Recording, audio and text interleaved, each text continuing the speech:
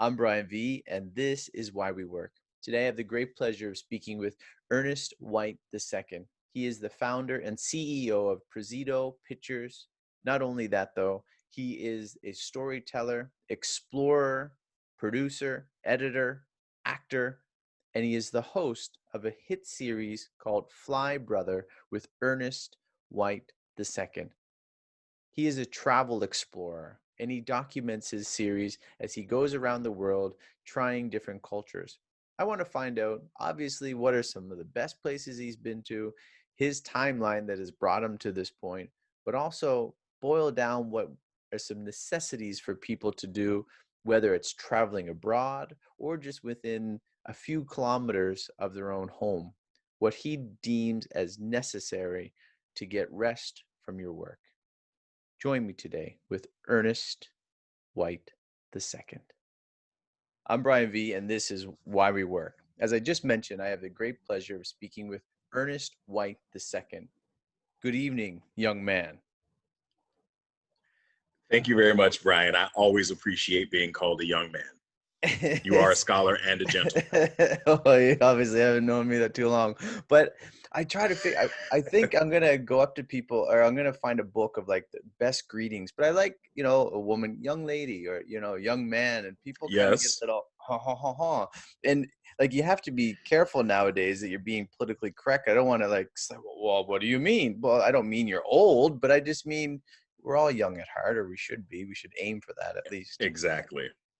Ernest, I do And you can appreciate. explain it Go if ahead. it Yeah. does come to a head. Rub the wrong way. Yeah, yeah. Oh, I'm able to Yes. explain it. Sure, you can just say, hey, we're young at heart Right, exactly. if I someone don't gets mean anything offended. by it, but I've Right. said it most like, well, a lot of ladies I can see them like they're like, oh, yes, yes, I like that. I think it's I'm trying It to be does kind. work for most of the population, I think male, female, everything. it rubs me. I mean, you and I might be around the same age when I get the odd sir. Like, It's starting to become more common, and I don't know if I enjoy that. I'm Southern, so on one hand, I was accustomed to the honorifics, but etiquette, yeah. I don't know if I see myself as a sir. Although I did a challenge not too long ago, and I had to record myself, and I had video, and I had a big streak of gray hair all the way around. I'm like, Oh wow, no, okay, maybe I fit it. They're being kind to me. Well, I nothing like wouldn't that. know. No, you wouldn't know. But listen, well, I'll shave too. Like either way, whatever works. Ernest, I thank you for taking the time to be with me today. Could you give us, I give a brief introduction before we started and just a little short thing, and I'd like to take us down memory lane. Sure. So, I have a television travel docu-series out on public television in the United States, as well as Create TV, all about friendship and connection around the world, called Fly Brother with Ernest White II. And in every episode, I visit friends who bring me into their communities, show me what they love about the place, and we show the audience that the whole world is our tribe. And the show got started because a buddy of mine from college was involved with a small startup cable network. And he said, man, listen, you've had this blog for many years, which was true at the time. It was called Fly Brother. And it was a blog about international travel from a multicultural perspective. Me as a Black American man traveling around the world wasn't something that you saw a lot of writing from uh, back, 10 or 12 years ago. And so he was like, man, listen, you're a great storyteller. You've been to a lot of places. You've got a good voice. We would love to help develop a show with you. And that's kind of how everything got started with the show. But my interest in travel goes back to my childhood when I first was just enamored of cultures, of languages, of maps, and posters for travel, and just anything that was related to different cultures and countries I was in love with early on. Ernest, I like how you lead into a segue there, that because I want to bring you back, and I'd like to talk about travel and all that, and even finding out maybe if you've been to Korea yet or not, because that's where I am. But I have. what I have. you have been, right? What was your Yes. very first job? Your very first job, even not even Oh travel wow. related. Like I'm getting into, I had a guy the other day, he had a puppet show and he charged his friends 10 cents a show or something, or lemonade Okay. and like those types of, because this is why we work.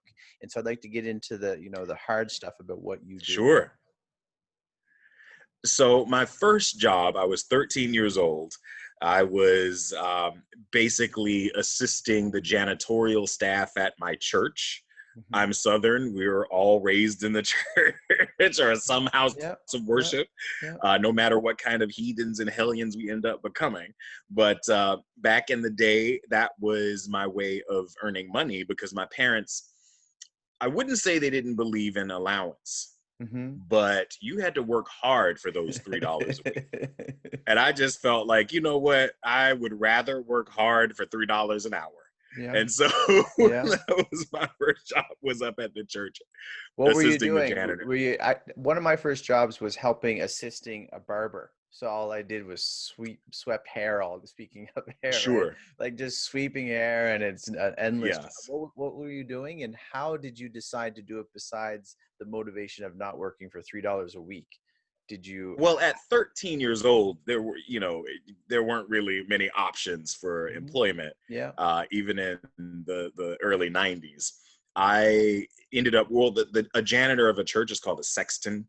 Okay. And Yeah. so they were also not just janitor, they were maintenance. They dealt with the physical plant Yeah. of the facility. And I went to a relatively large church, so there was a lot to clean. Yeah. But we cleaned the bathrooms. I had to clean dust off the baseboards in the educational building. It was mostly cleaning, which was safe for young people to do. It wasn't like they sent me up to change the light bulbs on the chandeliers or anything. I think But that probably speaks to your character if you can, unless you turn totally against the idea of cleaning toilets. But I had a few jobs cleaning, as we would say, resident manager, janitor. Um, mm, and if you're willing to yes, clean a toilet, you're willing to do just about anything. And not a lot of people sure. are, I and mean, not a lot of people are. no, you're absolutely right. And it doesn't mean I enjoy cleaning toilets. And it doesn't mean that I wouldn't rather pay someone who's much better at it than I am Yeah. to do so. But it also, in addition to, I guess, showing that I am willing to do whatever it takes, it also, I respect people who clean Yeah. toilets, Yeah. because it's a job that's very necessary and can be hard work. And so just, no one is unimportant to an organization, to our society. And in that way, I do appreciate, I hadn't really thought about it until just now, because it's probably the first time I've talked about this job in multiple decades. Well, it's But I love that yeah, idea of you get the full perspective. I mean, if you're willing to, and I maybe you lost the idea of it for a little while because you haven't had to do it, but the idea that you can walk, you can travel around the world and go, and if you see someone doing one of those hard, gritty jobs, right? I mean, it's like the show Dirty Jobs or something like that. You're yes. like, man, I wouldn't want to do it, and I'll pay Man, someone to you do know it. what? But I appreciate you for doing that particular job. Absolute mopping. Have you ever mopped, Brian? I mopped a lot. Jeez. Hey, I'm I from mean, Canada. I'm from mopping. Canada. We got the salt, the ice, the slush, the muck, and it never ends. And you have that nice pristine No, floor, and then someone comes walking like, huh, "Good day, sir." it just ruins it all, man. And this water is heavy. It Mhm. doesn't matter if the water is liquid or in A big old semi-solid mop. snow form or whatever. That is a job, and it only took me one time trying to mop my apartment floor in Miami, which has Mhm. tile, to Mhm. just think I never want to do this again. Grouting and cleaning that, and yeah, but those are good Oh character man, builders, and yes, that's what I like about what I'm sure. trying to show in the show is, no job is beneath someone, and it's No, good to show where people have come from, right? Yes. job wise to start, and then where people are and the non-linear path along the way. Because Sure. people, I think, I don't know about you, but me growing up, or you look at people who might be successful and you think, oh, they've always been that way, but not always. And a lot of Not people had to always. go through some rough patches and some, humbling times to Mm, realize that it takes all kinds to make the world um, absolutely. go around, but also the work that we have to do is really important, and there's nothing that should be beneath us. And when you start to have that attitude, then you will want to work with that person, right? Or Sure. it Sure. becomes a more difficult thing. Is there any other highlights of jobs? I like that right from the beginning of working as an assistant, of things along the way that even up until high school that just kind of helped shape your character and your work ethic. Sure, sure. My first bona fide job, and by that I mean as a 16-year-old able Hmm. to be I believe actually I was 15, was at McDonald's. Yeah. I couldn't work that actually I was 15 at the time, because I remember at 15 you could work the register and the fry machine, but you couldn't work the grill. You had to be 16 to work in the back. And, I was a 15-year-old basically honing my communication Yeah. skills, both at the counter as well as on the drive through. So, through a headpiece. And after that, I also maybe for about 6 weeks worked at the fudge place at the mall, where you had to like make fudge. And that was quite backbreaking labor. It's funny. Besides that, just working at call centers with fully grown adults when I was Hmm. maybe 17, 16 in high school, working at Burlington Coat Factory also with fully grown adults that sometimes I would get into arguments with. And it's just really interesting when I look back and think about my work experiences as a child, You had some pretty and good work experiences, right? Pretty solid ones. they were solid. I don't know if I stayed there for very Yeah, long, yeah, but I could get a job back in the yeah. day. Is you mentioned like the difficulty of, having to earn the allowance. Was your parent, where was the push? Where was the motivation coming from to work that? Some people that I've talked to and know, one, people don't get a job when they're younger, but two, maybe a summer job, maybe a hit or miss here and there. But regardless of how long you kept these jobs, you had you had several pretty good solid jobs. What was the motivation? I would like to think it was just the sense of independence that I got. It wasn't that I made so much money that I Yeah, was independent from my family, and it yeah, certainly wasn't that my folks were in any way. They were just old school. mhm, They weren't anti spending money on me or my brothers, but it was just, if you were going to get allowance, you were going to work for it. And we were not, my parents were teachers, so they also didn't believe in paying us for grades you, that we should have you been had getting in some the first trouble. place. That's Right. yeah. And they Both knew parents. every other That's teacher funny. in the school system, both.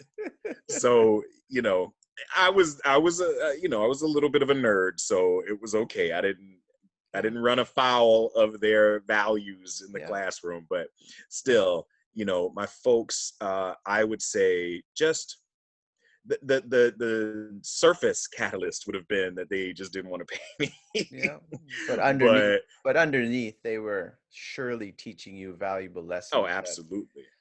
And but the funny thing is, sad thing is, a lot of people don't have that, and that's why I like to highlight this as well. Or even people that, you've heard it sometimes, you're told things many times, but you don't hear it until you hear from someone else and they say it, and then it's Yes. like, oh, it's the first time I've ever heard that working is a good thing and I should work out of even middle school or high school. And then hopefully Right. some people do that, or their parents, and they said, yeah, maybe I should teach my kids that, rather than giving them every single thing they want. Sure. Like that's a big thing, like maybe even nowadays. And But you know what, man? I I sense a little bit of spoiled brattedness in myself even today. me too. So it's funny because I would have been intolerable had I not had these jobs. You're right. You're right. Like, how bad would we be if we didn't have parents who were tough, Yes. right? Like, if you let them run amok, then where will they go? And if you're a little tough on them and they Absolutely. still want those things that are, no, I totally agree.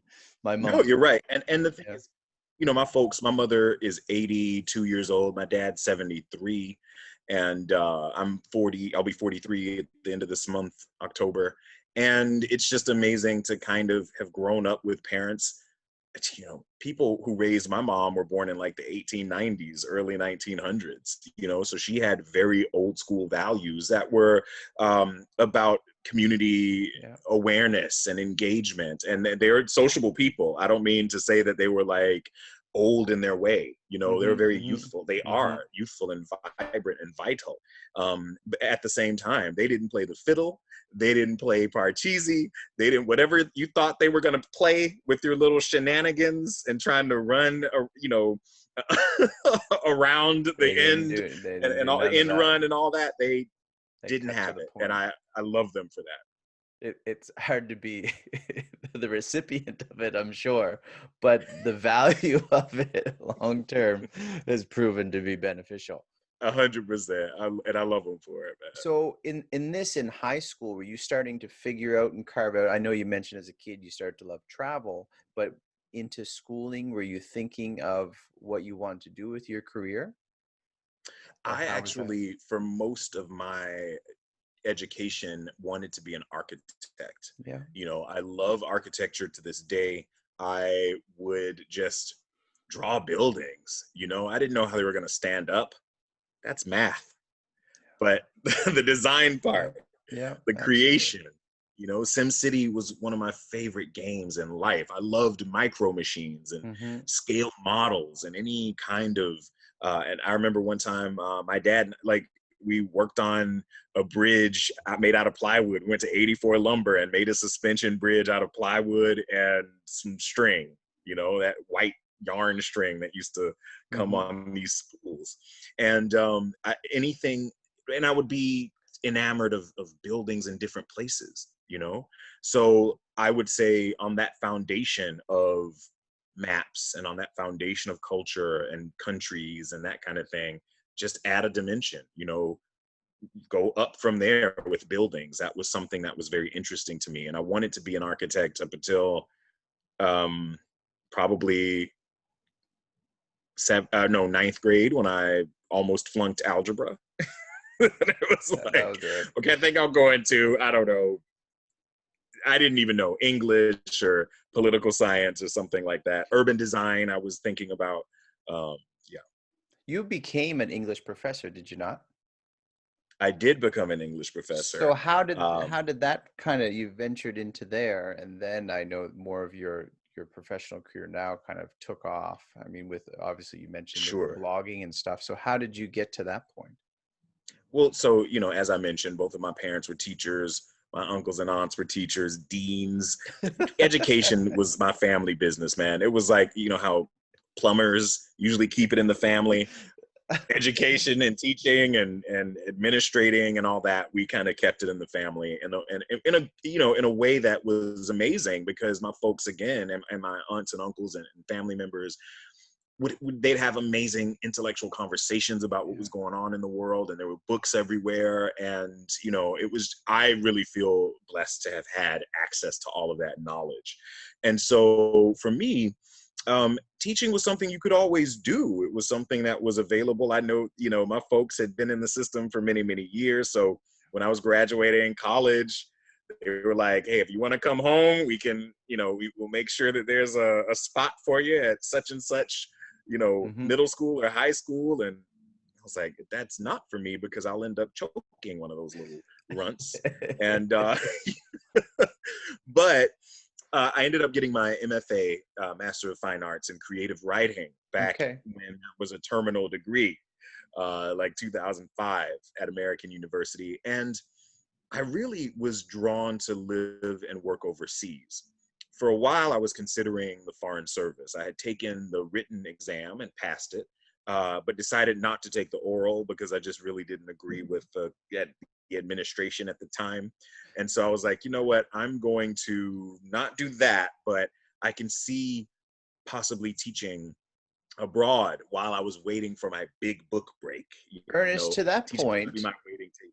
to that point, have you or did you travel at all outside of, say, the States? Or like, did you have did you get a taste for travel? Was there Oh, some yes. short little trip? Did you do some trips when in your teenage years?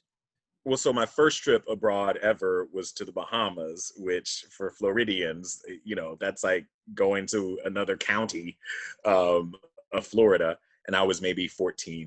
But Yeah. when I was 16, I went to Sweden as a foreign exchange student. I stayed with a Okay. family in Yeah. the summer between my junior and senior years of high school. Hmm. And I was way in the far north of Sweden, a town called Ronio, which was like 30 minutes outside of Luleå. That was not The most Bahamas. famous person from there being Maud Adams. Yeah. I'm telling my age. Yeah. And and she had left a long time before.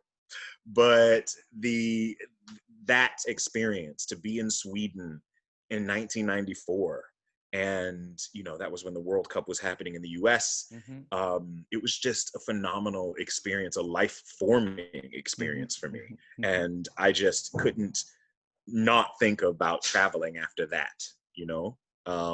And so I did it every time I had the opportunity as a study abroad, program or through a study abroad Yeah. program through my university. I went to the Dominican Republic. And Can you, when sorry, I Ernest, entered into my 20s, before you get into your 20s, can you speak sure. about these study abroad programs? Just the idea of students. I mean, when I was younger, I was an idiot, and I mean, I still am, but the idea of being so involved or well equipped in school and having the opportunity to study abroad. How did you get introduced to that? And then how did you eventually do it in a couple of times? I feel like there was a movie. I can't. If looks could kill, Okay. where they did a trip to Paris. I'm the French teacher. Like where I actually believe it was film and Yeah. television that It's really funny, eh? kind of opened my mind to the possibility Yeah. of foreign exchange students and Yeah. trips to different countries when you're in high school. Hmm. And then I remember when I was maybe in the ninth grade, the French teacher at my high school, was hosting a student from Estonia. Now I went to a mostly black high school in Jacksonville, Florida. When I say Okay. mostly black, I mean we had like 4 white kids out Hmm. of 3,000 students. Okay. One of those 4 kids was from Estonia. He And wasn't he was even from super there. cool. Yeah. He tried out for the football team. He Yeah. didn't make it, but You try. he Yeah. every everybody loved him, man. Yeah. Because he was engaging. He really, Mhm. he held his own Yeah. coming into an American school environment. And so for me, that was interesting. And I was Yeah. like, I asked my parents if we could host a foreign exchange student, and they were like, no, but you can go. No, but All yeah. right. I will never forget my not dad's not even no. It was skipping a quite not even firm. skipping a beat. Like, no. But you know the bags are. You're right. Like, and it wasn't a mean no. It was just okay. Like, Facts. Just a it was what fact. it was. A fact.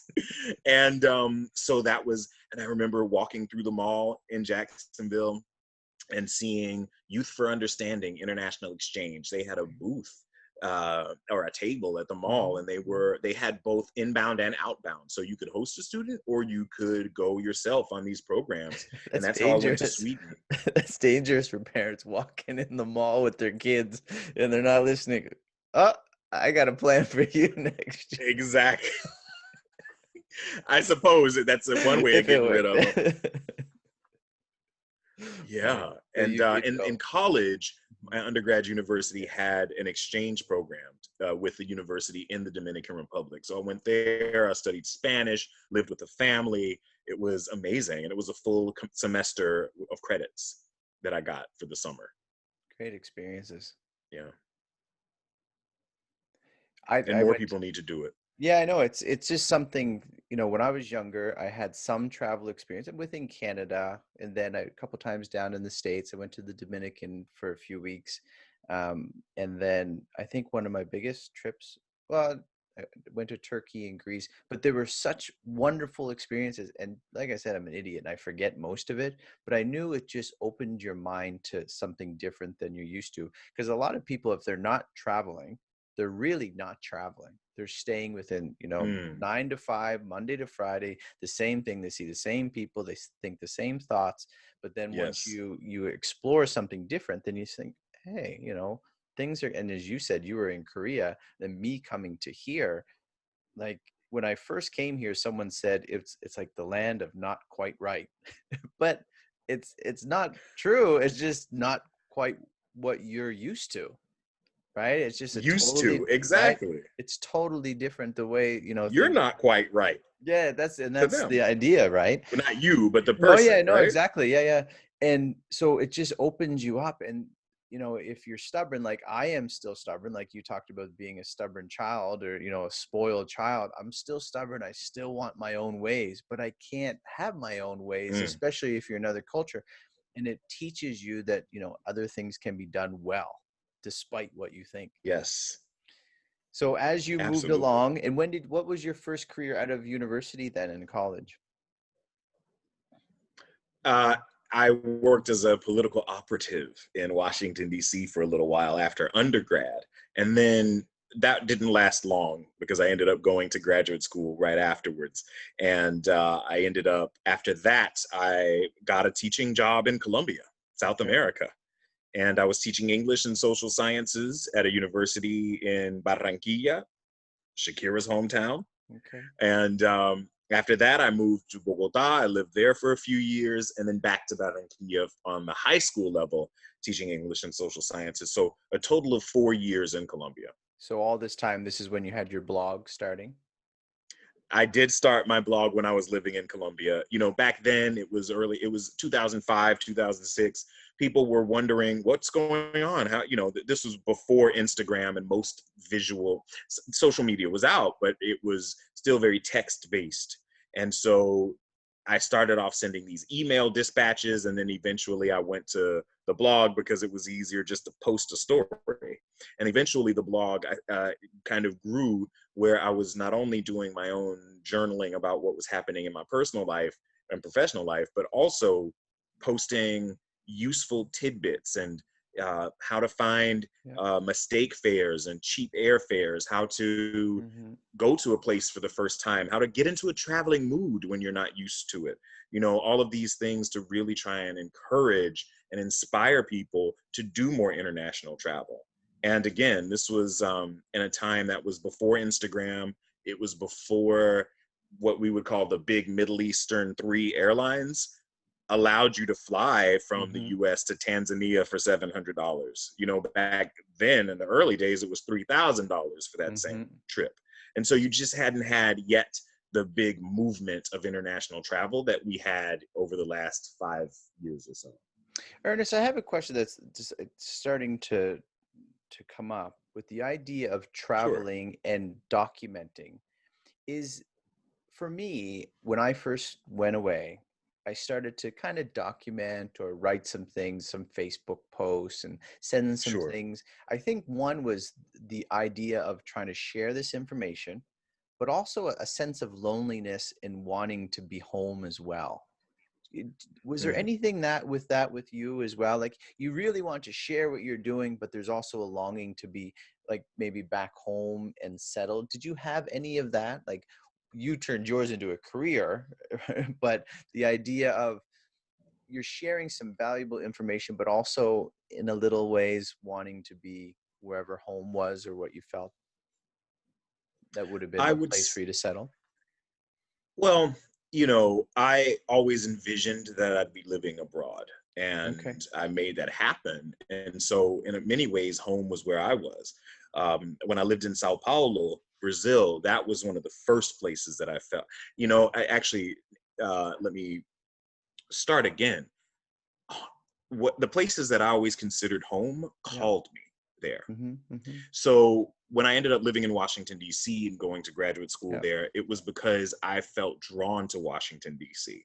It was a city that gave me enough exuberance and exhilaration similar to New York without being overwhelming, Mm-hmm. incredibly multicultural. You had a very large Black middle class living there. So I was able to kind of just, it was pre-Obama era We were all just looking good and going out on the scene.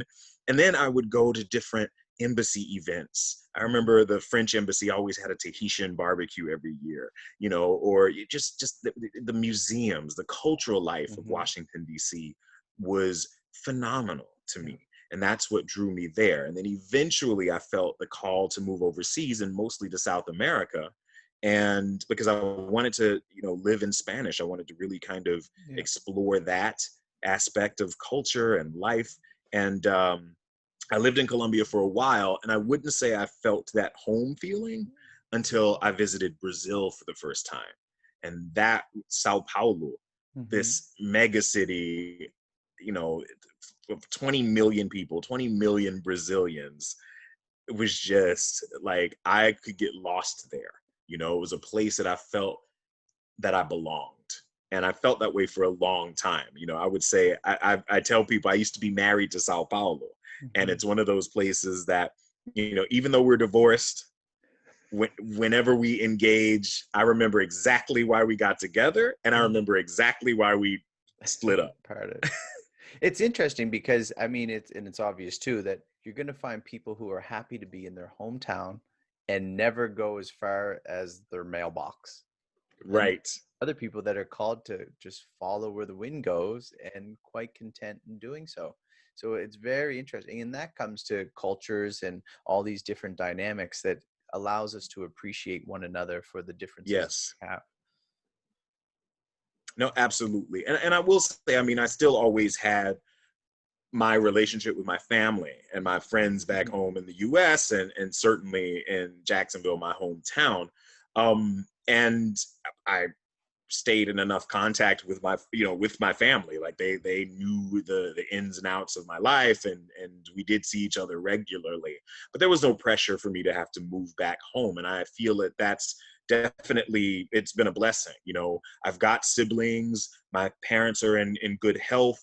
And so a lot of that, it's important to remember all of that. It's important to note that I have been given a set of circumstances that have allowed me to travel easily. Not that you can't travel with kids, that kind of thing, but also to live abroad without the feeling that I was giving up something or missing out on something, you know? I had a question. I didn't know if I was going to wait till later to ask, but the idea of travel and understanding what I just said, and you and I think, agree to, is some people are not willing to, or just are content staying at home. And there's other people who are not content unless they're in an airplane.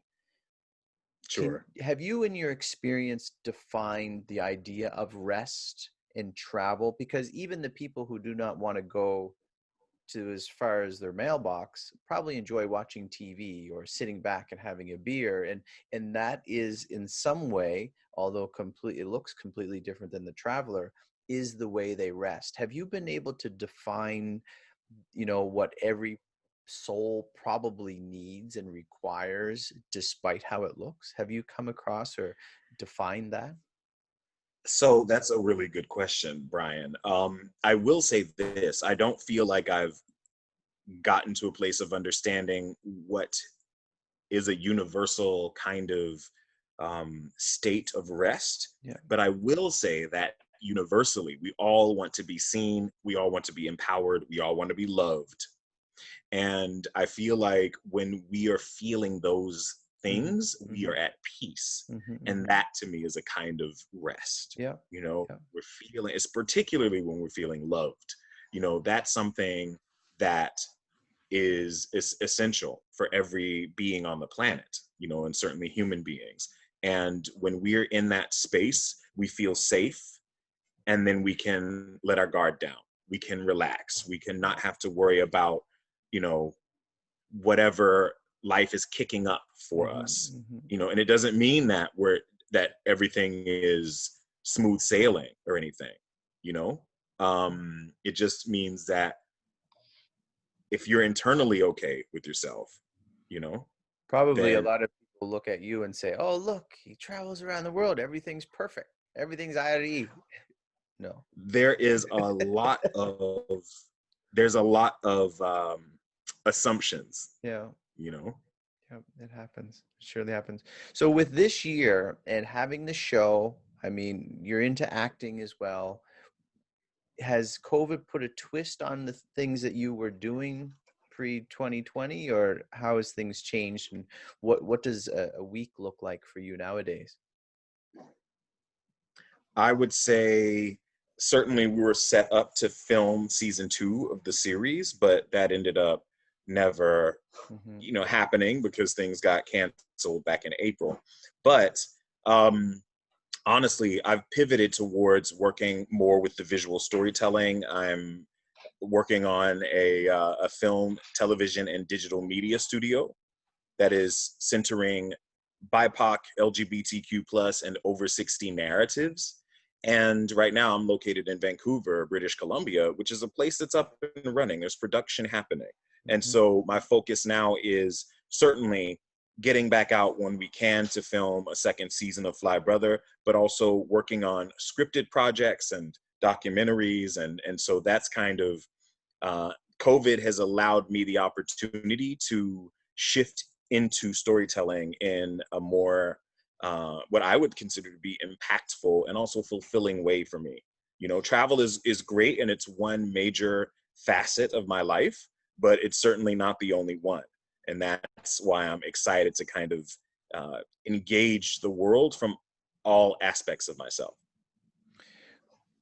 What is it that, even though I like the idea of pivoting, because I think 2020 has caused a lot of people, unless their job was unaffected, I mean, they might be working more, they might be working a little less, but the idea of Mm, pivoting when you're faced with adversity, maybe you can speak to that, about how vital, and maybe some of that was, growing up and being presented with the realities of life, knowing of different jobs you had to do and the money that you were trying to do, and setting yourself up.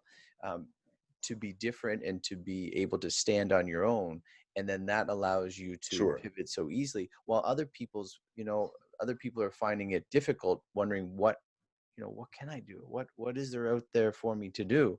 Can you speak about the idea of pivoting in vital situations, and maybe not so vital? Well, for me, I feel like the major issue wasn't it wasn't that it came from such a young age. It's that I actually have been on the producer's journey, the entrepreneur's journey for a few years now. And because of that uncertainty, because I wasn't getting a paycheck regularly or anything like that, I had to make my own money based on the opportunities that were presenting themselves to me. And because of that, when things happened and people's sense of security kind of evaporated, Hmm. I'd already had practice at staying on the surfboard, if you will. You mentioned about, money may not be so consistent, or at times it was. What is difficult about what you do, especially now and changing your career in a way, just maybe force, while putting something on the back burner, the Fly Brother in particular? What is difficult about what you do in your producing and in your acting and even in your writing Well, and storytelling? sure, it's an artistic career. You have to find the money, you have to source the funds. I wasn't working for anybody but myself. And so it's definitely like any other business. And when you're the head of that business, you have to figure out a way to make it lucrative, to make it, financially viable. And often when you're working on an artistic project, you don't have widgets to sell. You are working on Yourself, yeah. intangibles. And so there's a lot of moving parts. There are a lot of things, there's a lot of investment on the front end when it comes to just the production and getting everything set up. And those were I guess processes that I was still learning. I was doing everything for the first time as a producer, as an independent producer, trying to figure out. I was leveraging my contacts as a journalist in the industry to be able to film and to create a story. That was the easy part. It was the business side. It was managing budgets. It was putting together budgets. It was managing people who were working for me. I don't want to say employees, but Yep. in some way, collaborators. Yep. There were lots of um, things that required my full attention. And so to have, let's say, a safety net of a job with a paycheck every 2 weeks or something like that, you know, that wasn't necessarily, I didn't have that luxury. However, I feel like because I didn't have that, I developed a lot of skills that, again, allowed me to pivot when necessary, allowed me to figure things out, to be more creative than I would have been if I had a large pot of money that I could just spend. And sure, the stories that we were telling would have been beautiful, but they would have been bland and boring. Because we wouldn't have had to push, we wouldn't have had to figure it out, we wouldn't have had to be creative in making that, you know, dollar out of 15 cents. And so it was not enjoyable many times, but I do not regret a single moment of it. It's interesting because I can think of your mom and dad who, they weren't your piggy bank, right? They weren't your money bank to go to get money. You had to go and work and earn it. And then now you're like, I got, you know, I might be able to turn to them for assistance, but I'm not going. They helped. They've assisted. Right. Right. But you also have a driving force behind you to say, you got to do it. Right. There's a difference. They assisted because it felt right to them to assist. They were able to, and they saw the work I was putting into it. Right. It wasn't, they were not just throwing good money after bad. You weren't on the couch with the remote control in your hand going, Mom, give me $10, you know, give me $100. That wasn't, you know, happening. And I remember at one point my dad did say, you know, you can always come home. Meaning the money might stop, but you'll always have a place to come home to. Yeah. And so that to me said that I had no excuse. Yeah. That's what that said to me. Not that, oh, I can just go and relax and be lazy, quote unquote. It was them saying, listen, you've got a safety net. Yeah. Fly. What's the worst that could happen? Yeah. You come back home. And that allows you to like take risks too. Yeah. Exactly. And I was going to say, for people like me, I love my folks and I love home, but I don't want to be living at home. I want my own stuff, you know? And so to say you can always come home is a wonderful blessing. Yeah. And at the same time, you're like, I'm going to make this work. And they knew that, and they appreciated that they had instilled in me. You know, I wouldn't even say instilled in me. They stoked in me a drive and an ambition, and they instilled in me respect, honor, integrity, responsibility, you know, awareness, and all of those necessary things that balance out, ambition. Yeah. I don't know if this is the right analogy, but it almost puts feathers on you, right? Like just the idea of these are the protective things that I have growing up, and, you know, but I have the muscles, I have the internal things, but those things that, you know, integrity, respect, and all those things that parents should instill in their parents, in their children, not all kids get that. And then I'm thinking adversely of kids that wouldn't have that, then maybe they grew up in, you know, in their own careers and less likely to take risks because they know there's no one under them to support them. It's just all them on their own. Or they go to the further extreme and take all the risks and think that there's no real repercussions for the right for living. Thinking, I can't get the idea, after mopping a floor and it looks so pristine, there's that sense of satisfaction. What is the satisfaction that you get now? That just, you know, it lightens your heart and the things, especially in producing, right? Like you're creating, and this is all coming from you with, as you say, collaboration with others. But what brings you a sense of satisfaction now in the work that you do? It would be hearing people say, I saw your show, thank you. It gave me a different point of view about something. It makes me want to travel to this particular place. It showed you really capture the essence of our hometown, you know, those types of comments, particularly more so that people from the places that we visited, that we engaged with, feeling like I did a good job in Mm-hmm. representing the destination, the culture, the people, because that to me is very important. You know, that's part of what I got from my parents. The fact that if I'm going to put my name on something, Yeah. it needs to be the best thing that I can make it. You know, it doesn't mean that it's the best thing in the world, but as long as I put a wholehearted effort into it, that's exactly what I should be doing if I'm putting my name on something. And so for me, it does warm my heart when people are like, I saw the Mumbai episode. Oh my God, man, it was, thank you, you know, or whatever, Tajikistan and Stockholm and Namibia and Sao Paulo, all of the places that I really have come to love Yeah. um, in the world, you know. And so, and not just that, not just in the travel space, but if someone reads a short story that I've written, we're adapting a short story into a screenplay, a 7-episode series, fictional series, and I want people to watch that and be touched and moved and feel romance, you know, and feel in love with life, with music, Yeah. with great food, with another person. You know, that's what we're here for. That's what we're here to do, is to be in love. And my storytelling gift, you know, that's what I've been given to give to the world, is the conduit for that, at least in my life. Yeah. And so that's what I aspire to do.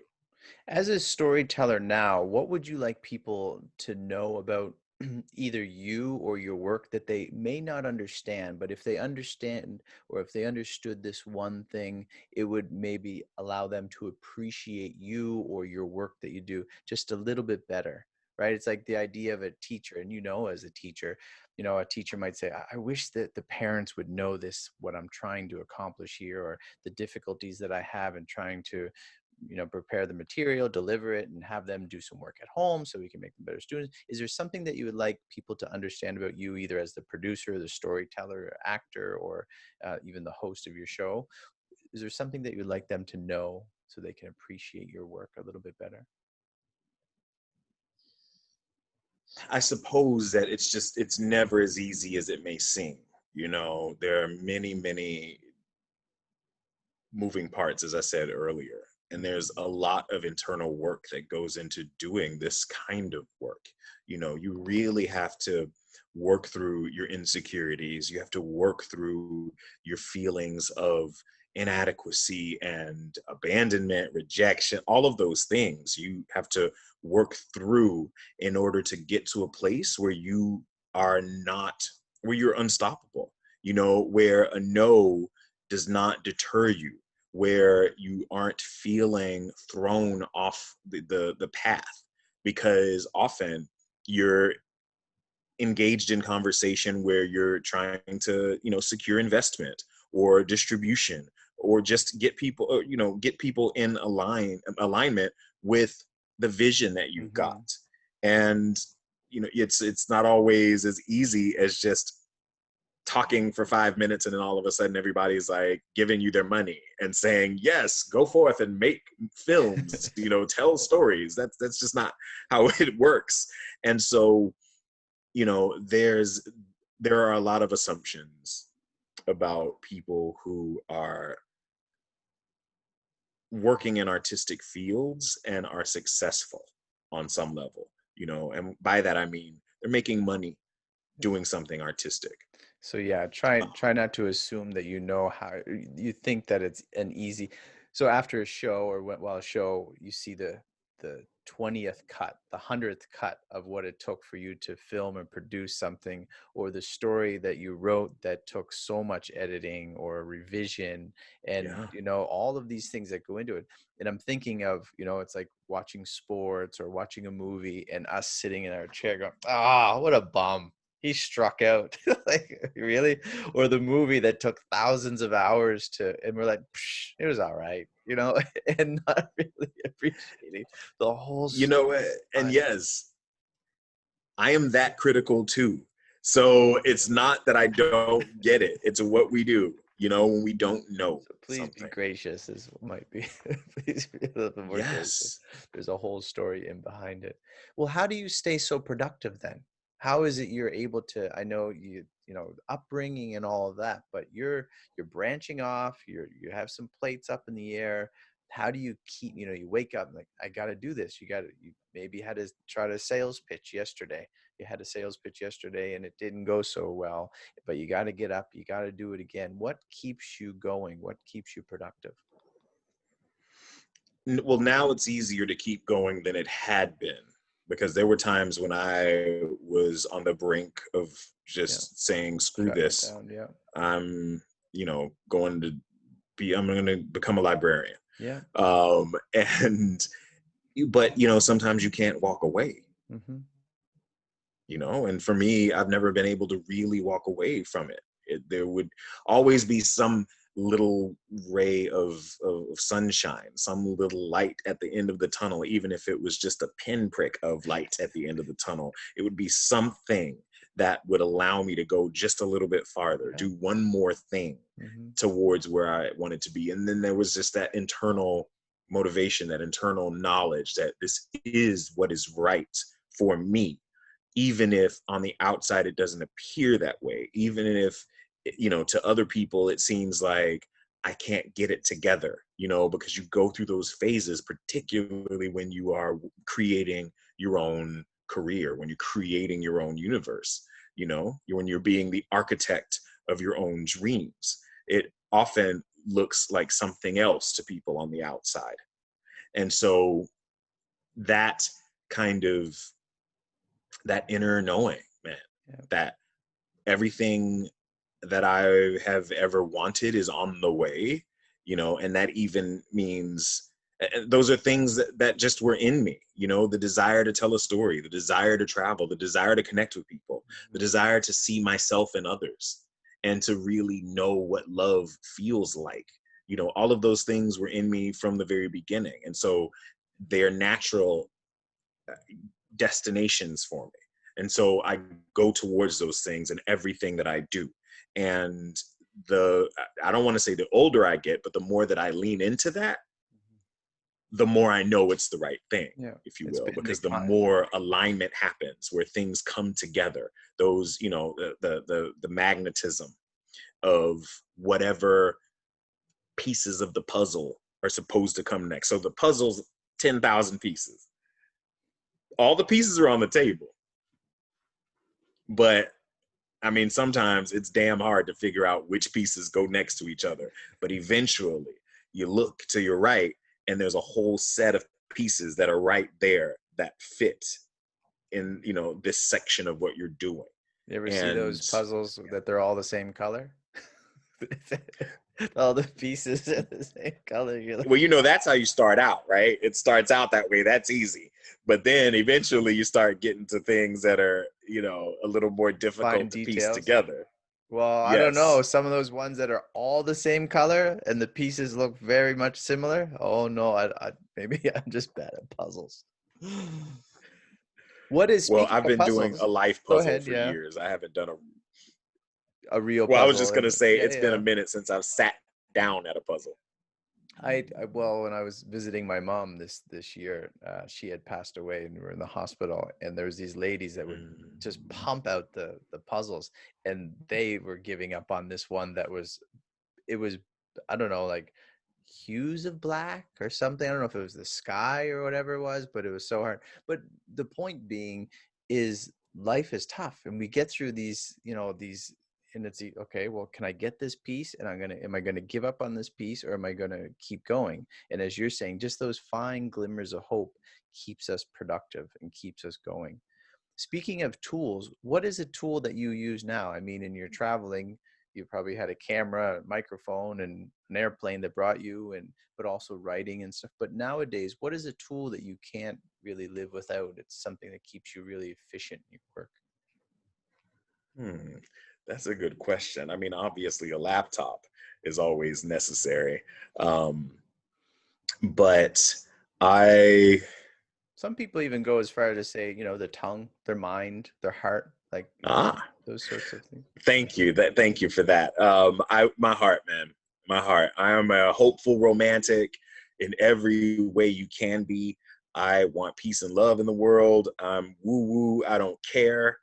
I will hit you in the face with a rainbow, and like, I'm just all about like people getting along, and for me, I can't help it. It's just, I don't know. It's something that I do carry with me that I can't live without, because it doesn't mean that I'm always um, having wonderful experiences Mm-hmm. where people are just singing uh, kumbaya together. Like I've had to, Yeah, rough times. I've also had to let some folks have it, Mm-hmm. in my lifetime, and with love, but that tough love. But my point in all of that is just to say, even when things aren't right between me and someone else, it just doesn't feel right, and I need to get that clear. And so for me, I would say, man, just my heart. What Your else heart, is there? it's an What else efficient do we? tool. No, it is. And then the idea of being productive also, the motivating factor, whatever is motivating you keeps you going, even when, our heart fails us, or it's just glimmering, or there's a pitter or patter of something going on, and you don't want to get up and you don't want to face the difficult days that we usually do face. What Sure. Ernest, thinking of my audience of work, is there a tip, a top tip that you have for people getting into work or changing careers on how they might proceed in doing so? One of the most useful things for me was the realization that nothing is wrong, that we are experimenting in this life. We're just trying things out. And yes, there is responsibility. So I'm not saying that you can just, act willy nilly and Yeah. not expect consequences. Yeah. Consequences exist. But my point is that there's like, you're doing the best you can. So give yourself that grace that you Mm-hmm. mentioned earlier. Mm-hmm. Mm-hmm. We all need to extend that to ourselves first, because, or as we're trying to extend it to others, as we extend it to ourselves, to know that we're not screwing up. We're doing the best that we can. And if a pivot is required, a pivot Yeah. is required. If something else, an expansion is required, an expansion is required. If you need to go back home and stay in your Yeah. parents' basement, then do it for as long as you need to do it until you can get on your feet Yeah. and do something else. But none of it is in any way a statement on your value as a Mm-hmm. person. Mm-hmm. Mm-hmm. you know and so I think people get caught up in that. They get caught up in, oh, I'm not where I need to be socially or whatever else, and it means I'm a failure. No, you're not a failure. You brought that up, the pivot, and I think that's how you're able to strive as well, is being open for the difficulties that come, being as a worker, being prepared, being is sharpening your skill set as well, because it's not Sure. going to be such a straight path.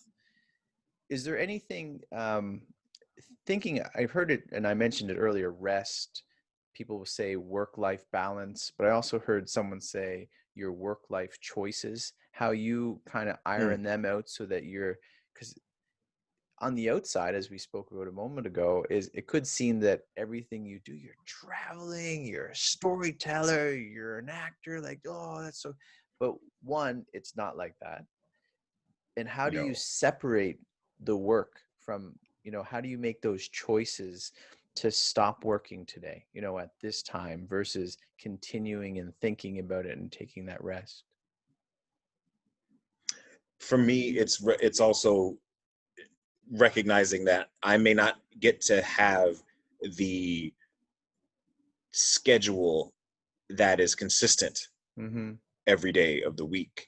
So it's okay that I take the time in the middle of the day to go have lunch with someone that I love, or that, I'm kicking back and watching, an episode of a TV show that I've been putting off for 2 weeks Mm-hmm. anyway at 2 p.m.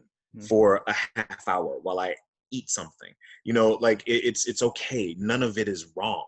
Back to that. Yeah. None of it is wrong. Mm-hmm. There are not one size fits all solutions Mm-hmm. for everybody's life. You have to recognize that there are certain things that will resonate with you and others that won't. So for me, in order to really kind of achieve a full life that includes all of the things that not only that I need to do, but also that I enjoy doing. You know, I may not get a Sunday off. My Sunday may have to be on a Tuesday. Yeah.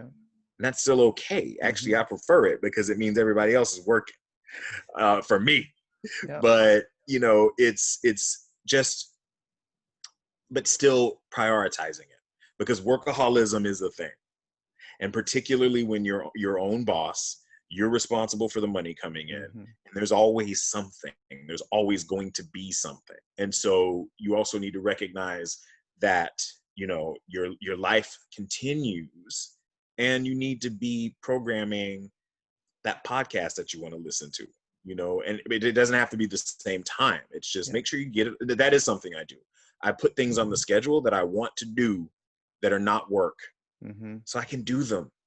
Yeah, that's interesting. I don't think I've ever heard of some, like, you have a plan, but scheduling things that are not work. Usually people are Yeah. scheduling these things to do, but I mean, it's a very valid point to do.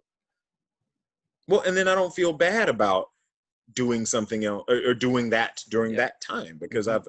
and don't get me wrong, I'm not somebody that plans my week out to a T Minute. Yeah. every Sunday night, but you know, planning has become a major part of my life. And because of that, I figure if I want to get in this enjoyment, this rest, this rejuvenation, the relaxation, the, you know, all of the, I love culture. I want to be watching movies and Mm, TV shows and going, well, you know, there's not a lot of going these days, but yeah. I want to have, I don't want life to be all work. And so I have to make sure that I intentionally create a life that's not all work. I think there was some businesses. I mean, I know there was businesses before COVID that kind of had this same sort of attitude of it's okay, to take a break at 2, to not to go to work on Yes, Tuesday. And I think COVID has kind of opened that up to change the landscape of culture in the workplace of saying, and I think there's this push from the younger folks than us that I don't know if they're the millennials or whatever the younger people that want something different. They grew up in a different way. They grew up in a different time, and they're kind of pushing the 9 to 5. This is how you do it. This is what you're supposed to do, and that's okay. It's a good thing, and it's going to make a lot of businesses better. yes, you know, it there again, nothing is wrong. It's all about what resonates with you. And so in my case, I haven't worked a 9 to 5 in a long time. And so it's, what do you see Yeah. as the way to build your own dream? Yeah, it's If it's working, existing. Like you've had it existing in your life for a long time. It seems to be you know, becoming more popular, especially with remote working and stuff like sure. that, rather than having people sit at a desk. And I think that is, um, it's We've got the powerful. technology now that Yeah, allows us to do that. You absolutely. know, that's the thing. Like we can, that I don't even know what it's going to look like in 10 years, because there are things that are happening that kids are doing these days that I don't even understand. And so, you know, what the future of work looks like, I don't Er- know, but I'm excited that I'm at a time when I don't have to be chained to a desk. Ernest, speaking of children, is there something you wish you would have known before working in your career that you can impart to some people that are just learning now, and even older people are just learning? I interviewed a guy, he was near 50 and he's just learning the value of work, right? And Mm, realizing he was not as responsible as he should have been. He wasn't taking things seriously, and realizing, oh, do you know what? I don't have any money saved up, or, I don't know how long this job is going to last. Is there something that you wish you would have known? Anything related. It could be finance or thinking about education or any of those things. Is there something that you wish you would have known when you were younger in terms of work? I would say better financial education would have been helpful. Me too. But, you know, again, everything is exactly the way it's supposed to be, because if I had been focused on the finances, I may not have taken the risks Some of those that choices, have yeah. created a phenomenal life for me. But I'll also say the thing that I've discovered that I most wish I had discovered earlier in life was that I've never been unloved. And none of us have ever been unloved. Mm-hmm. Those situations where we felt like we might be having been, you know, rejected or whatever, you know, dumped, didn't work out. We ended up doing the dumping for whatever reasons, you know, and it's or firing or whatever separation, whatever kind of appearance of disconnection, you know, we're never unloved. And that's important because we often operate from a place of fear and anxiety. Yeah, and uncertainty as well. It's the idea of knowing that, you know, you're loved and there's a purpose for you, opposed to not loved 100%. and having no purpose. Like Right. how And dismal you are is that? supported. Yeah. I told you I was woo-woo, Brian. Is there a mistake that you might have made? I mean, we can giggle and say, you know, how much time do you have? Is there one that you don't even have to divulge it just taught you a valuable lesson in life that you're able to just rest upon? I had one where I thought I learned something new and valuable, and I had to tell the whole world, and if they didn't believe me, then they were just wrong, you know, and that burned a lot of bridges. I would say no, I don't. And it's not that I haven't done things that I regret. That's not what I mean. Mm-hmm. Nothing was wrong. Yeah. Nothing is wrong. It's all a part of the journey. It was all necessary. Every single thing. As painful as some of those things were, as ridiculous, as humorous as some of those things were, whatever fall, whatever trip, whatever, you know, gaffe, Yeah. it was all to the service of me aligning with my greatest self. There was an interview I had recently, and the lady said something similar. Just, no, my dad taught me early, we don't talk about mistakes. We talk about learning opportunities and looking forward into just being better. So I think there's great value in that too, because then you have the extreme of people dwelling on whatever could be perceived as a mistake and never fully maturing from paralyzing. Yeah. From those sort of things. You mentioned in education, and thinking of my audience, of where do you value education? I mean, you seem to have many different hats. So you've had to learn a lot of things, and not all of it has come from, and probably most of it is not formal education. So I'm not speaking about formal education, and knowing your parents were educators, how do you value, thinking of the audience where there's, I think, some push against the idea of education, but I think it's just not properly defined to say there's a whole gamut of things in a whole gamut of ways that we learn, and how valuable that is. And just being, even if it's just the personal character of the person being willing to be led and taught. Sure. You hit the nail on the head. I was going to say it's the recognition that you don't know everything, that I don't know everything, that there's always more to learn from people who know more about one thing or the other than any of us.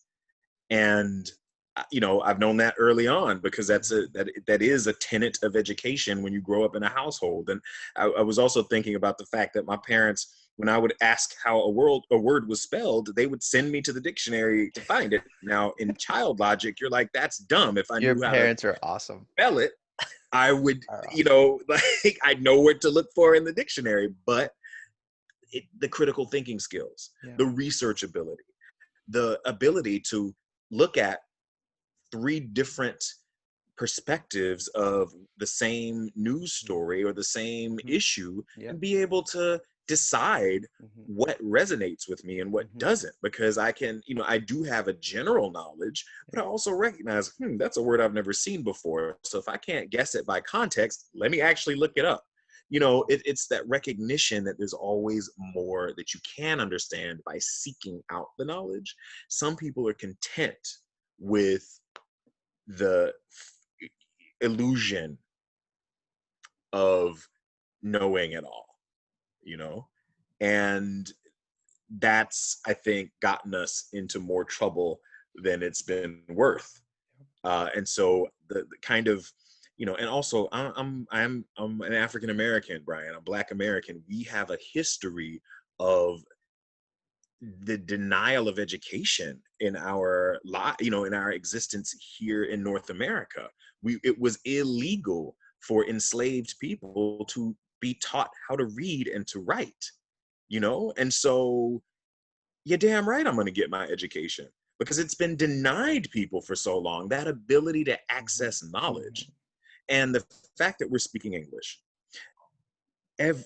everything Mhm. is available to us. Everything has been translated into English. It may not be translated 100%, in Mhm. alignment with the original, but we have no excuses. We are at a time when more information is available to humankind than ever before.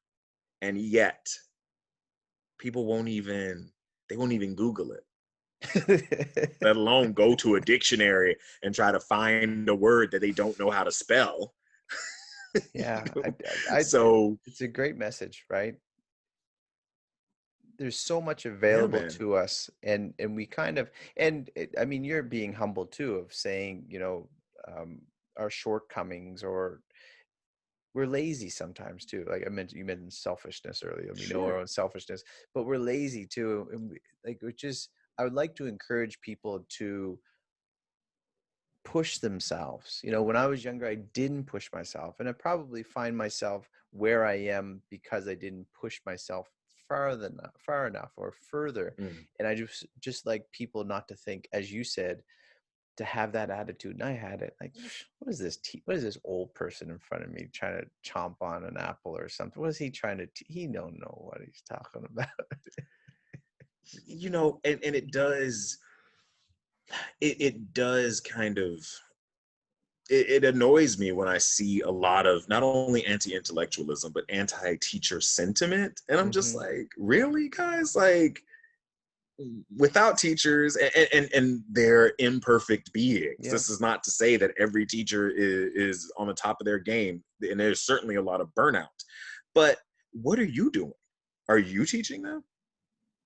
Now I think there's more appreciation because folks have to Absolutely. educate their kids at home, and they realize, wow, education was kind of just childcare. Yeah. But my point is not education, but schooling. Hmm. There's just, I don't know when that happened. I really don't, because I did grow up where, you know, Hmm. if there was a parent teacher conference because of what was going on with me, I had to prove my innocence, because I was automatically assumed The to be teacher was guilty. respected. Yeah. Yeah. Absolutely. But also my parents, they knew me, Yeah. and I think a lot of it is parents who are just not really being honest with themselves about the children that they've raised. It's like, Little have creatures. you been on your I know. game? I know. Maybe not when they're being a terror in the classroom. And I know there are many reasons for Yeah. this. I'm not saying that, but I'm just saying, extend that grace. Yeah. The grace that you want, extend it to people who have to deal with your little brats, and 20 and 30 of them, with all their ADD and all these other issues because you were smoking weed while you were, while you were pregnant. You know what I mean? Like, there's, clearly I'm coming from the teacher perspective. But we know it. It's so true. Like, how can you tell Yes. me? I mean, you can just watch Johnny out on the playground for 5 minutes and know he is a handful for the kid, for the teacher. And then if the parents are getting mad at the teacher because John, are you serious? You see, you Right. watch your own son.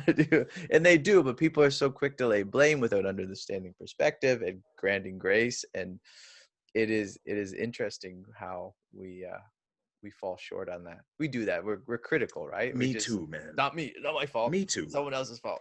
Yeah. Same. And so I don't want it to be like, oh, I'm just a Buddha. No, not at all. I wear like the Nehru collar shirts and all, but that's because linen feels good. Not because So you value education, and I think that shows. oh, and you know what, man, it is part of my job, as a Yeah. storyteller. Yeah, Storytellers absolutely. in every tradition. I identify with the tradition of the griot, which is a West African tradition of a storyteller, as historian, as chronicler of a people's history. And the Irish Gaelic tradition, and I mean, you see it all over the world, in First Nations, and in every society. Storytellers, story. That's how our lives come alive, Hmm. you know. And education is a key component to that. That is how we learned how to live together. It's how we learned how to be in all the different amazing ways that we can be. Education is how we can fly to Paris, because I sure don't know. I don't understand jet propulsion, and I don't care about jet propulsion as long as it's working. Someone else does, Just yeah. get me to where I need to be.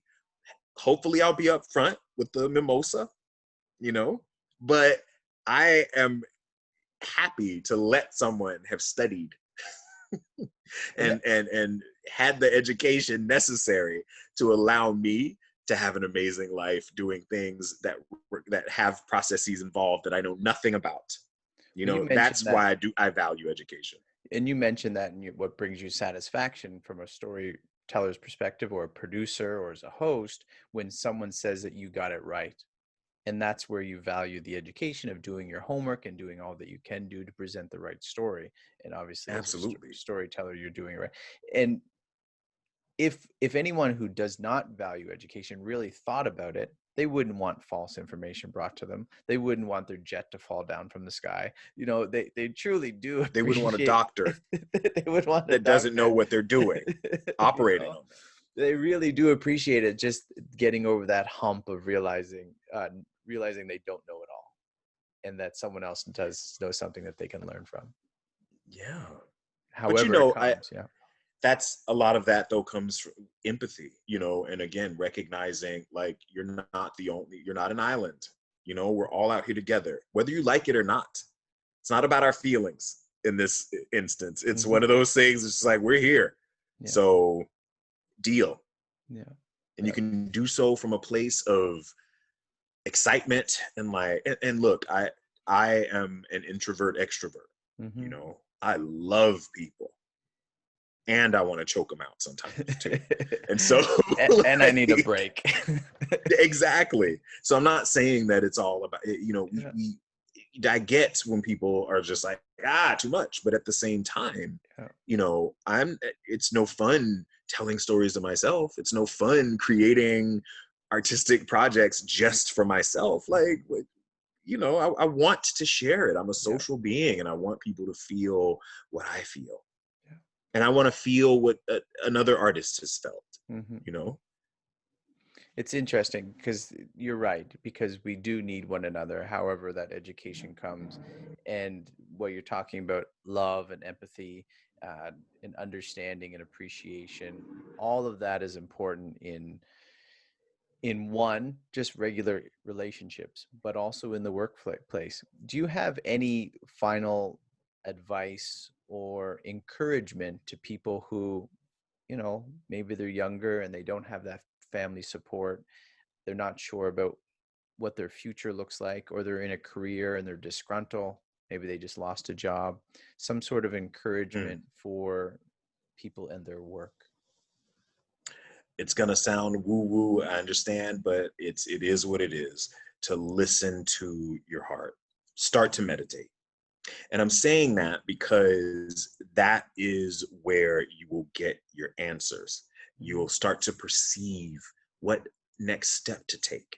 And when you tune into that energy, which is your energy, it's you talking to yourself almost, the right people, the right opportunities will show up. So you don't have to have it all figured out, but just learn how to sit with yourself for 10 minutes and then 20. And then there's all kinds of, you can Google it, ways of how to start meditating. But I recommend that because it will, I, again, had the blessing of a solid family structure that allowed me the room to take the risks, and I know not everyone has that. And so in lieu of obvious support, you go inward.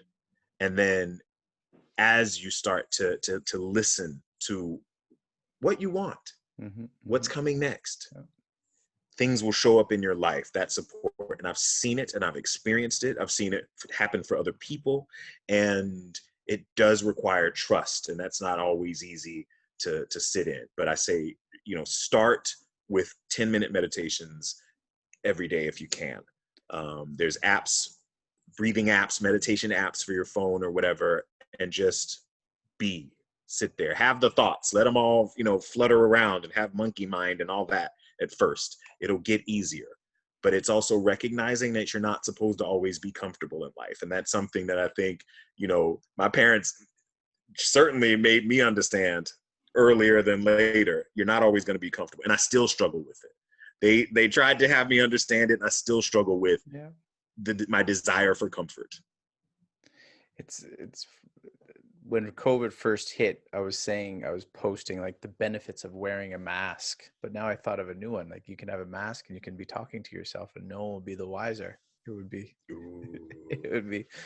But also there was something else I was going to say, that it's to encourage one another, to have one another's best interests at heart, knowing that we are there for one another. That is, it's a good thing to hear from you. Honestly, the thing that I was going to say slipped my mind. Ernest White II is, where can people find you? How can they connect with you? Oh, man, you guys can connect with me through the show's website, flybrother.net. Please sign up for our flight list for updates on where you can watch the show in the United States. Again, it's on public television and Create TV. You can also follow us or you can subscribe to our YouTube channel, which is youtube.com/c/flybrother. There's Instagram, Flybrother. And then there's also the studio that I mentioned, Presidio Pictures. And that's like the Presidio of San Francisco. It's named after that wonderful, magical, enchanted forest of possibility and magic. And you can follow us there as well. I'm sorry, man. No, it's good. It's good. I mentioned that in the introduction about Presidio Pictures. I thought of the thing, and it was like someone that I heard of talking about, you're talking about meditation and thinking all these things through, is kind of assess your gifts, your talents, and then just pick something. Pick something that you want to do, right? Not to be afraid of, but if you do a good assessment of what you have inside, your desires that you have, just pick something. Like, just do it and not be so afraid of the consequences if you took that true assessment, right? You're not picking things, as you said, willy-nilly and doing things without a plan, but just take an assessment, make a choice, and live with it. And if it changes, pivot. Exactly. And that's the thing. You'll always be changing. Those desires will be changing. You talked about like a home space. I don't have that same desire to be out in the world traveling like I once had a few years ago. I'll always want to travel. I'll always want to engage. But there is something now for me to benefit from stability. Or to get out of stability. And that's what I really appreciate right now. And I say stability in the sense of just being stationary. I can go to the gym more often than before, those type. I can cook and tighten up my diet and all the things that go along with having a home space. But I don't regret the time that I took to be out in the world, particularly in my youth. And you're never too old But it is that when you're young, now is the time to do it. Now is always a time for anybody. But, you know, it's, you know, don't waste your youth indoors. If you can, you know, I get it if you've got children, if you've got responsibility, but you get what I'm saying, guys and get out and ladies. explore. I remember when I first came to Korea, I don't know, what is it, 2 hours to Toronto, 16 hours or so to Seoul, another few hours. It's a long flight, and I loved it. Now I hate it. So you can change. I don't have that same patience. Like, give me the emergency exit area. I need that space. Give me 1A. Well, you gotta take that too. Oh, that's always nice. I have plenty of miles logged in, coach, guys. 1A for me, please. Ernest White II, one final question. Why do you work? Yes, sir.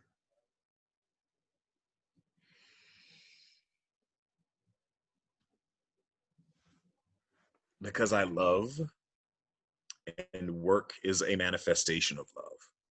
It's not the only one, but it is one. Perfect. That's why I work.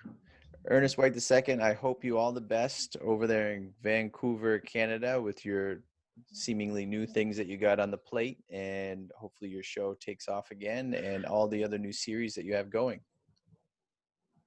Thank you so much, Brian. It was a wonderful conversation. You ask really good questions, and I appreciate it, man. Thank you. I appreciate you. You were raised well. The hard knocks of life. Take care. You too. Thank you.